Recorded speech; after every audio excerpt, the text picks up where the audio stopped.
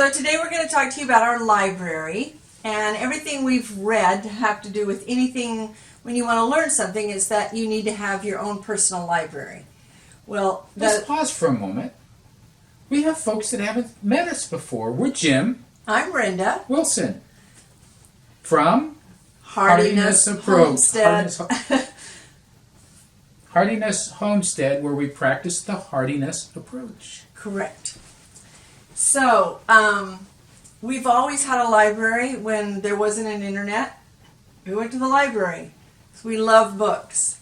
So when we read that you're supposed to have a library, we're like, great, check, already have that, and we add to it all the time. So we have it in our 4 areas. Our 4 areas are homesteading, fitness and exercise, and then below, where you can't see yet, but you'll see in a moment, is our real food and our emotional health. So we'll start up here with homesteading and just choose 2 of the books of people that we really follow. We recently learned about John Martin Fortier. John Martin Fortier. He does a lot with market gardening. He's been doing it for several years. Very successful, small acreage, very profitable. Up in Canada. Yes, so shorter growing seasons, but he does some amazing things. And it's intensive gardening, but a lot of good pointers, a lot of great ideas showing you can do it. You don't have to have thousands of acres to make money as a farmer. Okay, number 2, I'll put this away if you want to pull down that one. This one. Oh. Is the granddaddy of gardening.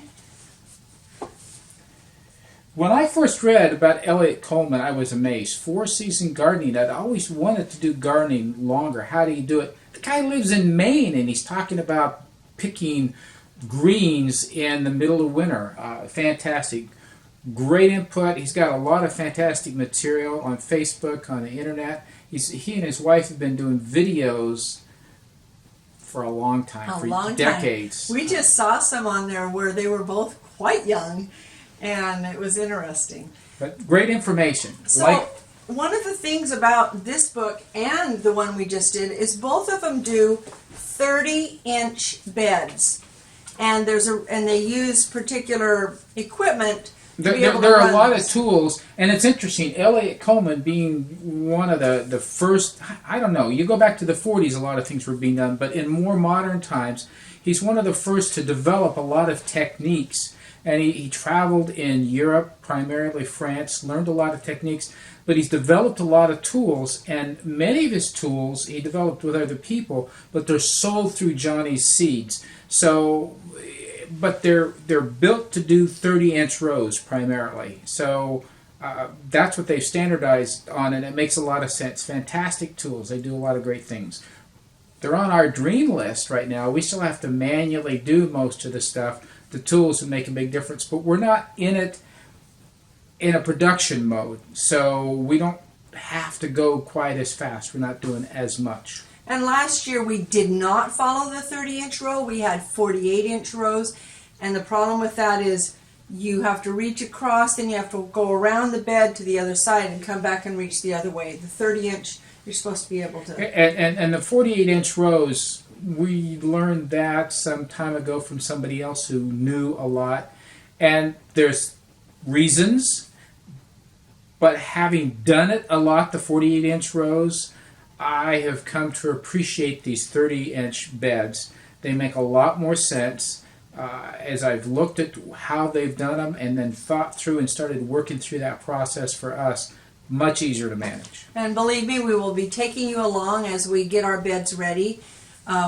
Last year we're in 48-inch grow beds with a raised bed, and we've taken the raised sides off, and we are doing 30-inch, and they're raised without boards. So we'll take you along with us on our ride. And we're not saying that the raised beds 48-inch don't work. They work fantastic. We have had great success by doing it. We had a beautiful garden. Okay, so our second area that we have for library is our fitness and nutrition. And Jim is a fitness coach, and a personal trainer, certified. And this is his hero. This is my hero. Jack LaLanne. I'm sure you grew up with Jack LaLanne, watching him on TV. Those of you from our generation probably remember that. But I hadn't realized all that he accomplished and exactly the significance of what he had done and how healthy he was up until just a couple of days before he passed away. The man was still working out every day. He At 95. At 95, he was in fantastic shape. Really love what he has to say, really love the programs that he talks about. And a lot of what I've started doing personally to keep in shape is based on his recommendations. And his goal. Oh, my simple goal is to live Heartiness until I'm 120 years old. I intend to do it. I think you will. So I have a lot of different books, but I have to start off with Diane Schwartzbein. And she is the person who inspired us 8 years ago when we started living our lives differently than we're living them right now. And she...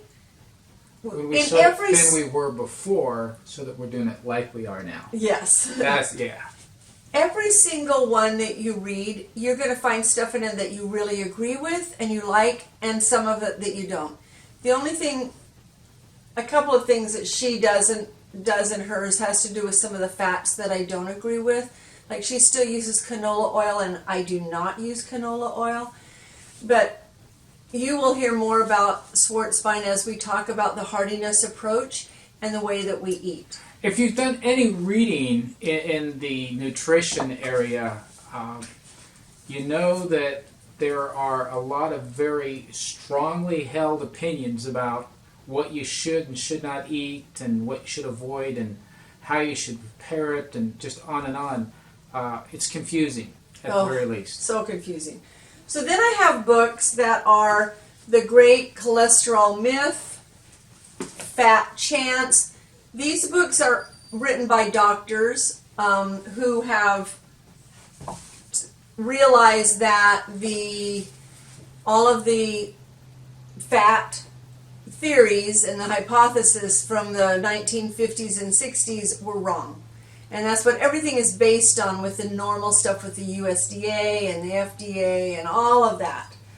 And so you have to have courage enough to say, I've got to unlearn some of the things that I have learned and in order to be able to eat appropriately. And then I'll just show two more books. One book is called Mediterranean Women Stay Slim to Eating to Be Sexy, Fit, and Fabulous.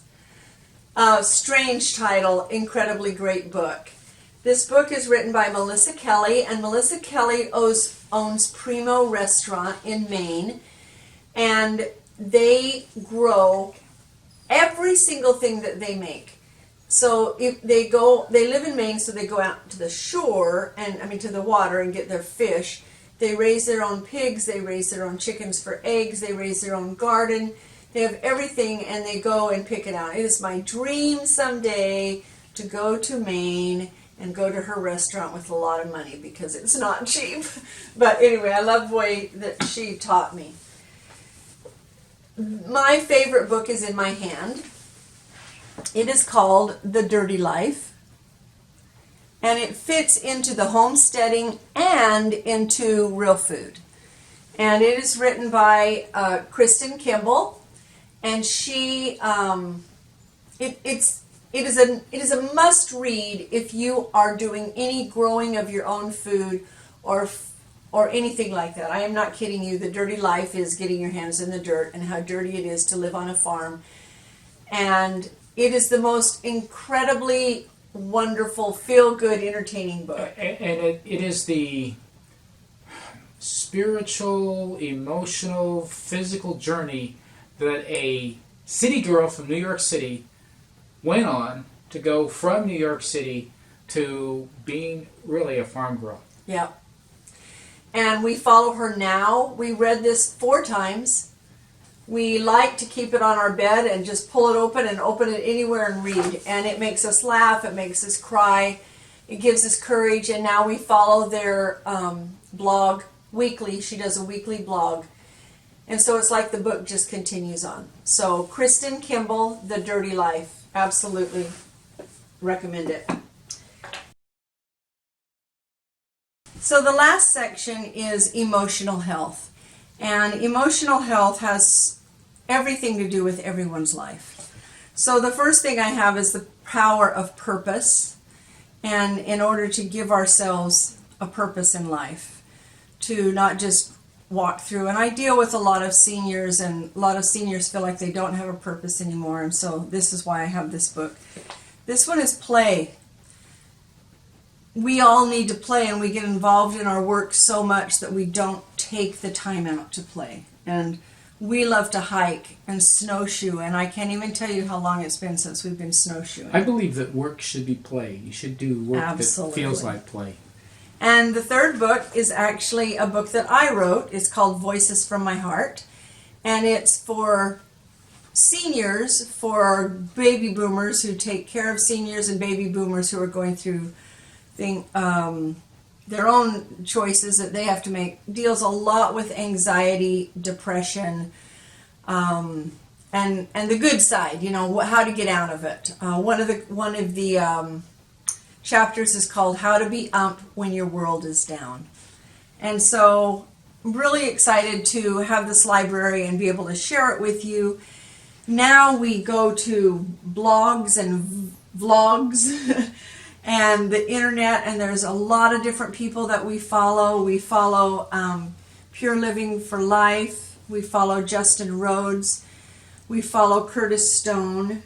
Who are some of the other ones that we're starting to follow? I follow Farmish, I believe is the name of it. We belong to a homesteading blog where we can, or a page, Facebook group. You could learn so much, and it's like, I don't know if you remember back when you could go to the World Book Encyclopedia and look up something. Well, now you can ask a question, and people from all over the world can answer. Well, the Homesteading Facebook group is, it's amazing. We've had a couple of questions here on how do you fill in the blank with whatever you're facing, and posted on there within minutes. You have people providing their experience with what they've done. Other people commenting, yeah, I have the same thing with this slight little twist, and the discussion goes on, and very, very learning. Now, today I actually did a poll on there, and the moderator added some questions into the poll. It was a fantastic poll. A lot of people started it? Yeah, a lot of people cool. indicated their thoughts and feelings about it. What I asked was, why are you homesteading? And there were, I think 6 or 7 different reasons put in there. Lots of people gave their input and lots of comments about it. Wonderful. So kind of insightful to see what other people are doing. I mean, it's a community. It's a fun community to share with. So that's our library, and it will be great if you want to add in comments about books that you have, your favorite people that you have that you follow in any one of the 4 areas. That would be great. Thanks for watching.